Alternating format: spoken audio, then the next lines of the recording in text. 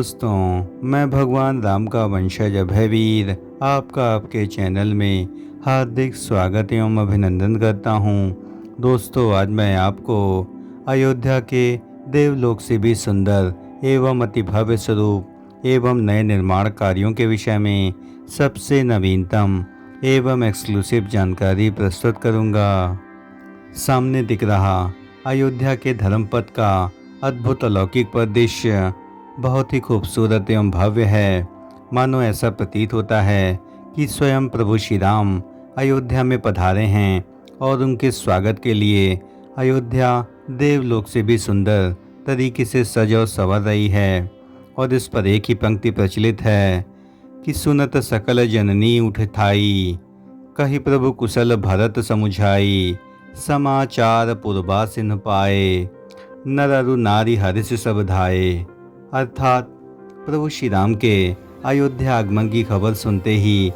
अति उत्साह में सभी माताएं बहनें दौड़ पड़ती हैं और प्रभु श्री राम के कुशल क्षेम की खबर को समझा करके भरत जी सभी को सांत्वना देने का प्रयत्न करते हैं। लेकिन प्रभु श्री राम के आगमन से उत्साहित सभी अयोध्यावासी हर्षित होकर प्रभु श्री राम के स्वागत के लिए दौड़ पड़ते हैं। यानी अयोध्या का जो आपको यह स्वरूप दिख रहा है, यह उसी क्षण की याद दिलाता है जब प्रभु श्री राम लंका विजय करके अयोध्या वापस आए थे एवं उनके स्वागत के लिए अयोध्या वासियों ने संपूर्ण अयोध्या को दीपक की रोशनी से प्रकाशमान कर दिया था एवं उसी त्रेतायुगीन स्वरूप में संपूर्ण अयोध्या को दुधिया रोशनी से प्रकाशमान कर दिया गया है। और आप यहाँ सामने देख सकते हैं कि धर्मपथ मार्ग के ठीक दाहिनी ओर कितने सुंदर ढंग से वृक्षों पर अद्भुत लाइटिंग की गई है। और यहाँ पर हरे भरे वृक्षों पर जो यहाँ पर घंटी नुमा बेहतरीन लाइटिंग की व्यवस्था की गई है, यह इस मार्ग की शोभा में चार चांद लगा देती है। और इस मार्ग के दोनों ओर बने सूर्य स्तंभों की आभा इस मार्ग की खूबसूरती को बढ़ाने का काम करती है। और इस मार्ग में आपको दुधिया रोशनी से संपूर्ण मार्ग बहुत ही खूबसूरत एवं दिव्य रूप में प्रतीत होता है कि मानो देवलोक में आपको अयोध्या के दर्शन हो रहे हों। सामने आप देख सकते हैं कि धर्मपथ मार्ग के दोनों किनारों पर दीवारों पर अद्भुत रामायण कथानक का अद्भुत वर्णन किया गया है। और इस म्यूरल आर्ट को त्रेतायुगीन स्वरूप में बनाया गया है और लगभग दीवारों पर 90 से अधिक रामायण कथानक यानी रामायण प्रसंग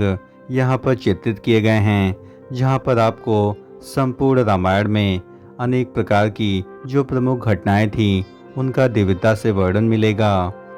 और आप यहाँ सामने देख सकते हैं कि धर्मपथ मार्ग में अनेक वृक्षों पर इसी प्रकार की घंटी नुमा बेहतरीन लाइटिंग आपको देखने को मिलेगी। और यहाँ पर धर्मपथ मार्ग के लगभग 8 से 10 वृक्षों में इसी प्रकार की लाइटिंग की व्यवस्था की गई है। प्रभु श्री राम की जन्मस्थली अयोध्या को त्रेतायुगीन स्वरूप में और भी अधिक भव्य एवं दिव्य बनाने के उद्देश्य से यहाँ पर सभी प्रस्तावित विकास कार्यों और चल रहे पुराने सौंदर्यीकरण कार्यों की प्रगति की समीक्षा बैठक की गई। और बैठक में कार्यदायी विभागों के अधिकारियों ने बताया कि वे अयोध्या के सौंदर्यीकरण और विकास कार्यों से संबंधित जो भी महत्वपूर्ण सुझाव हैं और जो भी निर्माण कार्य हैं उसको शासन द्वारा स्वीकृति मिल चुकी है। और उनकी सूची बना करके यहाँ पर जो भी निर्माण कार्य और साथ ही जो सौंदर्यीकरण कार्य शेष हैं उन सभी को तेजी से किया जाएगा।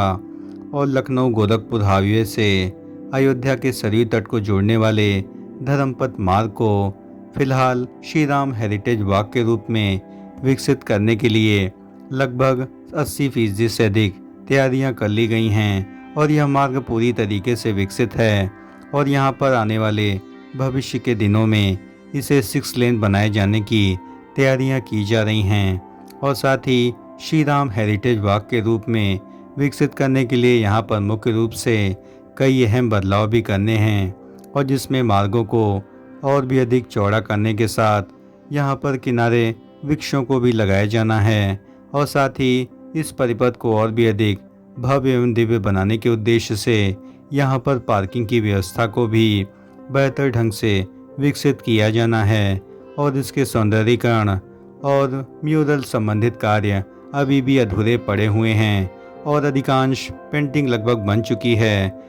धर्मपथ मार्ग की वर्तमान में जो चौड़ाई है वह 14 मीटर के आसपास है, यानी सड़क के दाहिने एवं बाएं किनारों पर इसकी चौड़ाई 14 मीटर के आसपास है। लेकिन हेरिटेज वॉक के रूप में विकसित करने के लिए इसकी चौड़ाई बढ़ा करके 22 मीटर तक की जाएगी। रात्रिकालीन परिदृश्य में जो धर्मपथ की आभा है वह काफ़ी अधिक मनमोहक है और इसके तीनों किनारों पर लगे भव्य हेरिटेज लाइटों ने इस मार्ग को और भी अधिक सुंदर एवं भव्य बना दिया है और दुधिया रोशनी से यह मार्ग अत्यंत खूबसूरत एवं दिव्य प्रतीत होता है। और इस मार्ग को कई स्तर पर इतने सुंदर ढंग से सजाया गया है, जिसमें मध्य में हेरिटेज लाइटिंग है तो दीवारों के दोनों किनारों पर म्यूरल आर्ट आपको दिखेगी और साथ ही इसके किनारे जो भी वृक्ष लगे हुए हैं वहाँ पर घंटीनुमा हेरिटेज लाइटें लगाई गई हैं, जो कि इस मार्ग की शोभा में काफ़ी अधिक बढ़ोतरी कर देती हैं। और इस मार्ग पर अनेक प्रकार के मुख्य मंदिर भी स्थित हैं और इस मार्ग को और भी अधिक सुंदर एवं भव्य बनाने के लिए नई विस्तृत कार्ययोजना बनाई जा रही है और उम्मीद है कि इस साल के अंत तक आपको यह मार्ग हेरिटेज वॉक के रूप में विकसित होता हुआ दिखेगा। और साथ ही यहाँ पर सड़कों के किनारे रिटेनिंग वॉल पर बन रहे सभी म्यूरल पेंटिंग को पूर्ण करने के लिए पूर्णतया निर्देश दिए गए हैं एवं म्यूरल पेंटिंग में जो लगे हुए कलर हैं वे हमेशा स्थायी रूप से बने रहें, क्योंकि आने वाले बरसात के दिनों में यहाँ पर पानी पड़ने से कलर की जो आभा है यानी उसकी जो चमक है वह धूमिल हो सकती है। अयोध्या में तापमान वर्तमान में 40 डिग्री के आसपास है और रात्रिकाल में भी यह तापमान 30 डिग्री के आसपास रहता है और इतनी भीषण गर्मी में श्रद्धालुओं के उत्साह में कोई भी कमी नहीं आई है और दिन रात यहाँ पर श्रद्धालुओं की आवक लगातार रहती है और इसके लिए जिला प्रशासन एवं प्रदेश सरकार ने अनेक प्रकार की बेहतरीन व्यवस्थाएं भी की हैं और जिसमें निःशुल्क पेयजल जो कि शीतल जल इस मार्ग के मध्य में अनेक प्रकार के बाड़े बना करके यहाँ पर शीतल पेयजल की व्यवस्था की गई है और साथ ही मार्ग के दोनों किनारों पर आपको निःशुल्क भोजन भी प्राप्त कराए जाने के लिए अनेक संस्थानों ने सहयोग किया है। प्राण प्रतिष्ठा कार्यों के दौरान अयोध्या में 60 से अधिक भंडारे यहाँ पर चल रहे थे, लेकिन वर्तमान में 2 से 3 भंडारे ही वर्तमान में प्रचलित हैं, जहाँ पर लाखों की संख्या में श्रद्धालु निःशुल्क भोजन प्राप्त कर सकते हैं। लेकिन अयोध्या में आने वाले दिनों में अनेक पर्व त्योहारों में यहाँ पर श्रद्धालुओं की आवक एकाएक बढ़ जाती है। अतः इस भीषण गर्मी में श्रद्धालुओं को शीतल पेयजल, उनके रुकने की व्यवस्था, उनके खान पान की व्यवस्था के लिए विशेष तौर पर प्रबंध किए जाएंगे। सभी राम भक्तों से मेरा आग्रह है कि यह समय रामलला के दर्शन एवं संपूर्ण अयोध्या दर्शन का सबसे उचित समय है, क्योंकि वर्तमान में काफ़ी कम भीड़ होने की वजह से आप आसानी से रामलला के दर्शन कर सकते हैं और साथ ही संपूर्ण अयोध्या के दिव्यतम दर्शन प्राप्त कर सकते हैं। और इसके लिए आपको अयोध्या के इसी मार्ग से होकर के, यानी आप यदि सड़क मार्ग से होकर अयोध्या की ओर आते हैं तो इस मार्ग के प्रवेश द्वार से आप अयोध्या में प्रवेश कर पाएंगे और साथ ही यहाँ से लगभग 3 से 4 किलोमीटर की दूरी पर जन्मभूमि पथ मार्ग से लगभग 566 मीटर की दूरी पर आप रामलला के दिव्यतम दर्शन प्राप्त कर पाएंगे। सामने आप देख सकते हैं कि अयोध्या के सबसे सुंदर स्वरूप में यहाँ पर भक्तिपथ मार्ग